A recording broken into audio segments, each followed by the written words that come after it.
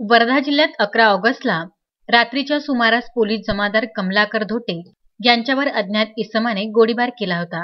त्या दरम्यान दोन्ही आरोपी पळ काढण्यात यशस्वी झाले। पोलिसांच्या वतीने दोन्ही अज्ञात आरोपींना पकडण्यासाठी शोध पथके तयार करून शोध मोहीम सुरू केली होती। दरम्यान आरोपी एनोरा परिसरात असल्याची माहिती पोलिसांना मिळाली। पोलिसांचे पथक एनोरा परिसरात दाखल झाले।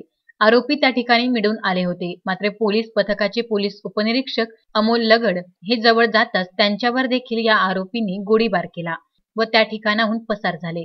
रात्रभर पोलीस प्रशासन अधिकारी तसेच कर्मचारी धाडशीने आपल्या जीवाची पर्वा न करता शोध घेत होते। सदरच्या आरोपींना पकडण्याकरिता दहशतवाद विरोधी पथक, स्थानिक गुन्हे शाखा पथक, श्वान पथक यांना पाचारण करण्यात आले होते। मात्र ही शोध मोहीम सुरू असताना 13 ऑगस्टला सकाळी 10 ते 11च्या सुमारास एनोरा गाव परिसरात गुन्हे प्रकटीकरण पथकाचे प्रमुख विवेक बनसोड, पंकज धोटे त्यांच्या सहकारी पथकाने आरोपींचा मोठ्या शिताफीने शोध घेत त्यांना ताब्यात घेतले।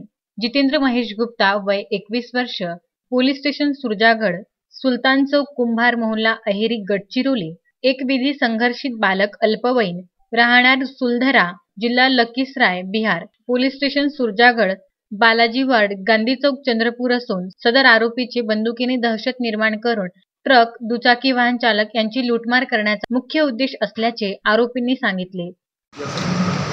नमस्कार। काल वर्धा जिल्ह्यामध्ये हिंगणघाट शहराच्या जवळ एन्नोर या गावा ठिकाणी काही अंतरावरती पोलीसच्या व्हॅनला 2 आरोपी पळून जाताना दिसले। त्यांनी त्याचा काही 1.5 ते 2 किलोमीटरच्या आसपास पाठलाग केला।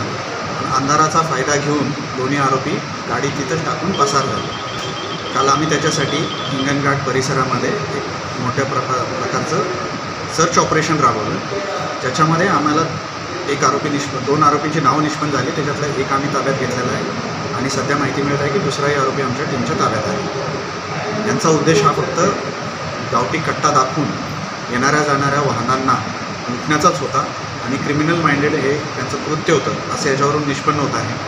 तरी माझी सर्व वर्धातल्या नागरिकांना विनंती आहे की हे जे ऑपरेशन होतं ते पूर्ण झालेलं आहे आणि त्याच्यामध्ये दोन्ही आरोपी पकडलेले आहेत। त्यांच्याकडून आर्म्स आणि जे फायर त्यांनी काल केले होते त्या दोन्ही कुंभ्या आणि सगळं मटेरियल त्यांच्याकडून भेटलेलं आहे। त्याच्यामुळे कोणतेही भीतीचं किंवा दहशतीचं वातावरण निर्माण होता कामा नये। आपण सगळ्यांनी त्याची खात्री बाळगावी।